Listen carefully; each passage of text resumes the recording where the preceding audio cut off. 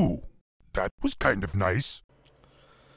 Welcome everyone, this is Dom, and this is Kerbal Realism. Today we are completing a singular contract with a very large rocket, but we're going to be doing a bunch of extras for free along the way because they're basically paying for this mission, the contract is. Now I could have made a little bit more money along the way, but I have a little bit of monies to spare.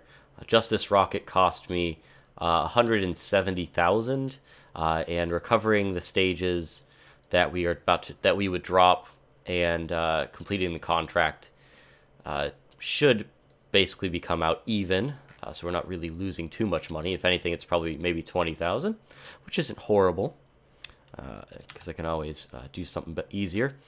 So we're going to go ahead and launch this guy off. This is a probed mission, and the mission is to plant a Keo-Synchronous satellite. So that's exactly what I'm looking for to do the Keo-Synchronous mission.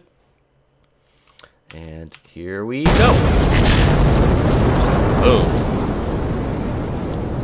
Now the initial launch that you guys just saw was I had to launch the engines before I hit the decouplers, or whatever those things called, launch stability enhancers, mostly because these engines take a second or two to basically warm up and get to the right speed. Probably could have automated that a little bit easier, but with one of these smart part things. Speaking of smart parts, the outer stages will automatically be dropped as we need to. We're actually going to slow ourselves down a little bit because we're going just a little bit too fast, faster than I like. So yeah, the outer stages, these rockets here will all drop. These are liquid fueled. I'm not exactly sure what. Yeah, they're from KW. They're liquid fueled outer stages. They come assembled like this, basically, so that they're a nice radial look to them. And then you attach the engine of your choice in the bottom. I also added parachutes and those destager things, whatever you call those things, retro rockets. Because whenever I dropped them before, they would crash into each other, and that's not ever a good thing.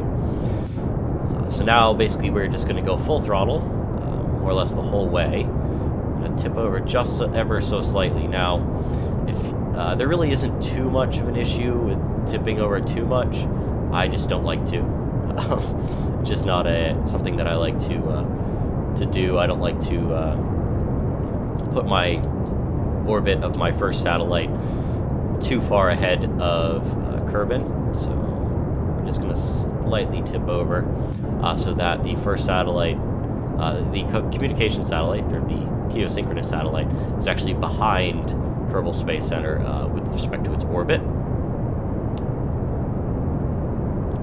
Cool. And we're just going to let our apoapsis grow. Now, I got the idea to do this mission from a thumbnail that I saw. If you guys watch Zisto on YouTube, you'll see his videos every once in a while pop up. And I have subscribed to him for quite a while since he did his vanilla series, and I enjoyed it very much. And now he's doing a modded series, which I haven't watched a single episode of, but I did see a thumbnail that inspired me to do this specific mission. These are all of our automatic staging here. I'm not actually pushing any buttons. The fairings up here will release, and then you will see what the payload is very, very soon. This mission is very special because we will now be able to, since we are putting up Keo-Synchronous satellites, we'll be able to constantly stay in communication with Kerbin, with a network of these Keo-Synchronous satellites, especially if they have lots of antenna on them, which you will see in a few seconds they do. There we go. Awesome. Now, at the top here, inside of where the fairing just let go, is our satellites. I'm going to go ahead and hit one of the keys here to extend our solar panels and such. Now, all the satellites are identical, stacked on top of each other. There's 4 of them. This is something that I kind of got inspired to do from that thumbnail. I don't really know if it's more cost effective, I just know it's more awesome to have fun with, to put them all up at once. They have very large dishes on them. This is the Reflectron KR14. I think that's a 60 gigameter range or something like that. So it'll easily reach to Duna, which would be our first out of Kerbin launch, and maybe even Eve or the other planets, the inner planets. So once we get our apoaps a little bit higher, we will cut off the main engine. We will wait until we reach the apoaps best we can, and then do a small burn again. That small burn is to set up an orbit for this top stage, which is past these decouplers here and up. Everything below should re-enter Kerbin and be recovered because it has parachutes and a heat shield. I haven't tested this new setup on this specific rocket just yet, just like me, of course. And the top stage here is quite complex. There's so many parts on it because I just crammed a bunch of stuff all in one, that it's actually killing the frame rate just slightly. So today's mission might take place in parts, in small parts. I might just jump cut between things, we'll see, because I know this will take quite a while on my side, and I don't think we need to be sitting around the whole time waiting for that. Waiting for my apoaps to grow to the target, and I'll tell you why I waited so long to do this very specific mission once we get to that point. The target height is 2868 kilometers, 2,868 kilometers. We're going to go slightly above it for now. There we go. And that's it. So the reason why I waited so long to get to that, to do this mission is, number one, I wanted better parts to do it. But mostly, why I didn't rush to get these parts is because I wanted to wait until my subscriber count got to that magic number 2868, which will happen either before this video is released, the day this video is released, or the day after at the current rate that I'm getting subscribers. So it's a very special episode, I guess. For me, it's more of a subscriber special episode for me. So we're going to go ahead and get up to our apoaps here, and then plan out a maneuver, which I can do very easily, just like this. And then we will bring it so it's just under Kerbin's atmosphere here. Oop. Just under, there we go, not atmosphere, the surface there. And by the time we get to this point up here, Kerbin would have moved under us, so we will be behind Kerbal Space Center. We will do this burn with the main stage. We will drop the main stage, and then we will do the rest with a little bit of fuel that is right here. After we have rounded ourselves out in a relatively Keo-Synchronous fashion, we will then drop this top section here, which is basically holding everything together, making it all not wobbly, which it was an issue for me when I was testing this, so that's what this little top section is for. We'll drop this, and then we'll release the first satellite, and then we'll successively release the others once we've positioned them correctly in an orbit. The orbits are all going to look similar to this orange ring here, about the same distance away, and we will be activating all their omnidirectional antennas successfully as well, and they will be positioned on the same orbit, but in different positions on the circle. So we'll have basically every quarter of the circle, there should be one satellite. Now that's to guarantee that if something is really, really far away and looking at Kerbin, it's at least hitting one of these satellites, and there's not there's not all of them hidden by Kerbin or anything along those lines. Also, it allows for a perfect spread for signal. So more than one of these satellites will be probably communicating with Kerbal Space Center, and then anything that's launched within the circle as well should be able to have communication with Kerbal Space Center, regardless of if it is directly overhead, because it should be able to talk to the comm network. Well, that was a lot of words, so we're going to get up to the point.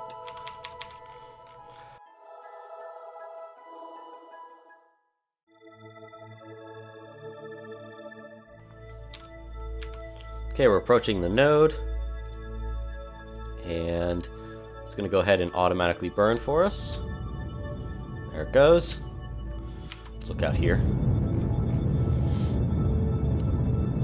And once that is done, we'll just hit prograde on here. 1. Prograde. Good for that. And then we will stage the bottom. Awesome. And we will burn again towards our prograde direction. Now, that should be able to deorbit an impact, and we should be able to recover it just along with these. The decouplers will show up as a destroyed stage in the log, at least.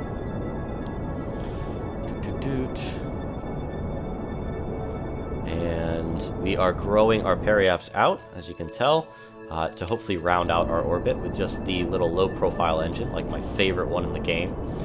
This is the engine. Ready? This is not engine. This is not part of the engine. This is fuel. This is a SAS module. This is the engine. Just this little teeny sliver is the engine, so it's really nice. It doesn't have very high thrust ratio or values. 120 kilonewtons is quite low. It has a decent specific impulse.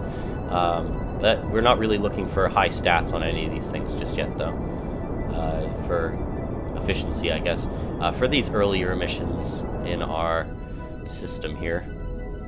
So we're getting close to being able to round out our periaps to our apoaps here.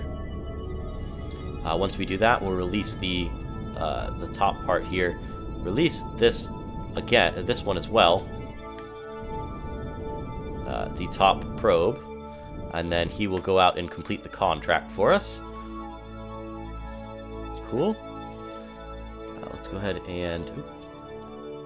I'm going to do all these by hand. I don't really have them staged correctly, mostly because I wanted to do them all by hand. We are going to release now... let's go ahead and hit... Oh, it's not being held. Okay, cool.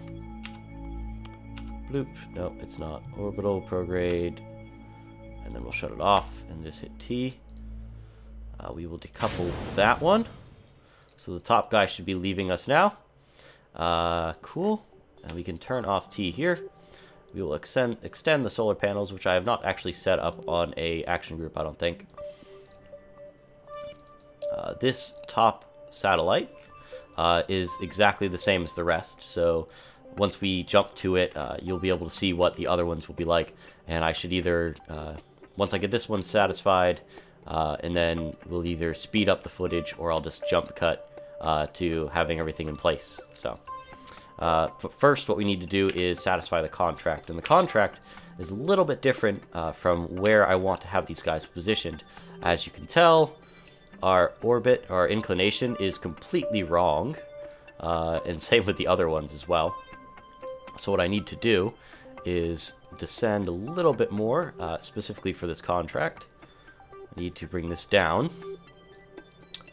And what is the contract? Apoaps 9.2, 9.2, 8. So I need to go like this, a little bit at a time, adjust these here and there. And then we will be able to kind of bring out everything to where it needs to be. So I'm going to mess with these. We're going to get to this point here, or to that point, which is probably where I should put this, actually. Because that was the next out there. I'll do the burn, and then we'll satisfy the contract. And I'll see you then.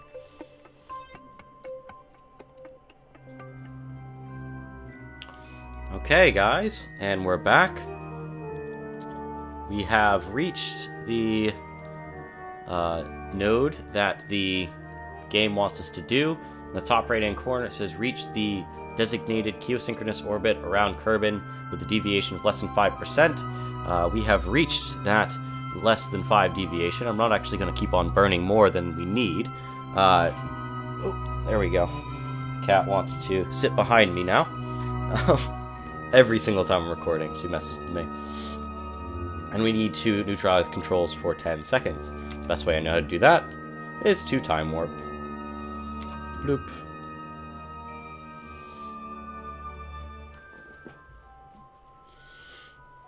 And there it goes. Cool. So we just completed that contract. We got a lot of money. Ooh, I don't know. Let's see. 122,000. So if we look at our monies, we're at 279,000. Got 17 science from it. That's kind of negligible. I have basically no science. The couplers were destroyed. We received 6,000 funds. Ugh. For that whole top module. We lost a lot of money from it. Yeah, about that. We only got 16% recovery. Anyways, it's very disappointing, truthfully. We have recovered our ComSat cluster debris. Another one, another one, another one, another one. For all 6,000 apiece. Those are all the side stages. And so that's our total monies now. What we need to do is, with this one and the next other cluster, other set of them, we need to get ourselves in a, what I call perfect orbit. I know there's probably a better term for it, but that's what I'm going to call it. We need to then, to do this, we need to set up our nodes here. What I like to do to flatten my orbit out, or at least know how to flatten my orbit out, I like to use the moon as a target. And then I just adjust accordingly. The moon tends to be directly on the equator, so it's really easy to set yourself up with that. So whenever I burn there, I will become my inclination will be 0. So I'm going to get that set up. And I might do some of the other ones as well, and then I'll jump back in. See you then. Alright guys, welcome back. This is Dom again, of course. Why am I saying this? Same episode. We have put our communication satellite in orbit with Kerbin at exactly where I want it to be. We're very, very close. Our inclination is basically 0, less than 0.1 degrees. And our orbital period is almost exactly 6 hours, and that's exactly what you're looking for. You're looking for a semi-major axis similar to those, and if they're equal to each other, that means you're round. We have apoapse height of 2869, which is actually rounded up, so it's 286875. If we go to the map, we can see that, just about 74775. So it's almost exactly where we need to be. But basically what you're looking for is your orbital period right around there. If you have if you have too much of a deviation to 6 hours, your things will tend to misalign. If you have an eccentric orbit, which mine is not very at all, you will also have shifts in your satellites with respect to each other or with respect to the ground. I don't know if you're not positioned in a decent enough spot with an omnidirectional antenna, you will have issues. So I'd recommend you try to get close to these numbers. So I'm going to try doing this with the rest of our satellites and positioning them on the circle that we just created here, this circle right here. These are the rest of us right here. So we are quite a distance away from our initial satellite, our permanently stationed ComSat. But first we need to name this guy. So we got to go to this, I think. And then we will rename vessel. ComSat. MC. I have caps lock on. Mission control 1. Actually, this is west. With respect to the ground, looking at where the sun rises and sets. So if we were on the ground looking up, like this direction, through the clouds, like we are now, it would be west of us. In the sky, we'll be positioning another one generally over here. That should be to the east of directly overhead. So that's what I'm going to call the other one, and then we'll just call the rest of them ComSat, like 3 and 4 or something like that. And yeah, I'll pick you guys up when they're all here. Okay guys, welcome back. I went ahead, I didn't want to speed up the footage or anything, just because it would take a humongous amount of processing time. And I really got to squeeze this video out. So here again, we have a satellite, but this is actually a separate one. Similar stats, low inclination, low eccentricity, almost exactly perfect orbital period, etc., etc. But here's the map of all of the work that I've been doing.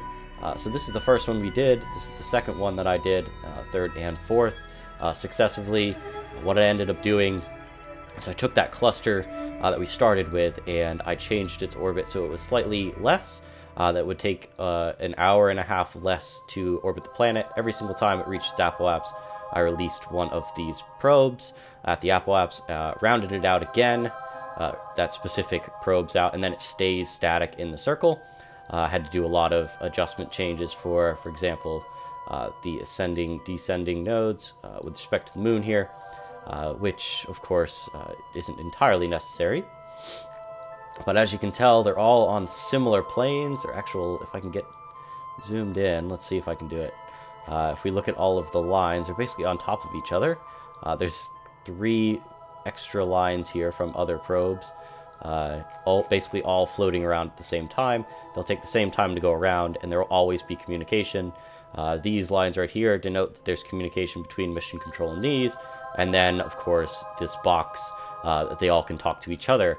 The long-range antennas on our individual probes, these ones, will be pointed towards targets such as an active vessel, a planet system, or anything along those lines. For example, if we pick a target. For example, let's pick Duna now, and we'll activate this one. We might be able to zoom out enough to actually see its cone of influence here. Here we go. See, as you can tell, it looks like a straight line. Sorry about that. Looks like a straight line towards Duna, but if we look towards Duna from this point of view, it has a large cone of influence when it gets here. So we would be able to talk to anything that's within that cone of influence whenever it's in the sphere of influence of Duna. So that's kind of the point of that. I'm going to actually deactivate that line because we really don't need it. We will no target, and then we can deactivate the actual thing. I will activate these again as needed in the future, but for right now, they can reach everything in the lower system here. Not these, not the moon or anything, of course. They really need to point antennas at them. I plan on having one on either side pointing towards Minmus, and then one on either side pointing towards the moon for those short-ranged, where is it? The shorter range cones, this one right here, for example, will be pointed at either of those targets, mostly just so I always will have communication with those bodies, so just in case one of these goes behind Kerbin with respect to the moon, the one on the other side would still be able to communicate with the moon. And yeah, that's kind of the gist of what I did today. We made one heck of a good progress. Now we can always have probes within the lower solar, the close solar system, and of course the not solar system, the Kerbin system. Man, my phone. Sorry about that. So yeah, we can always have probes in those areas. But that's going to be it for today. Thank you guys for watching, and I will see you next time.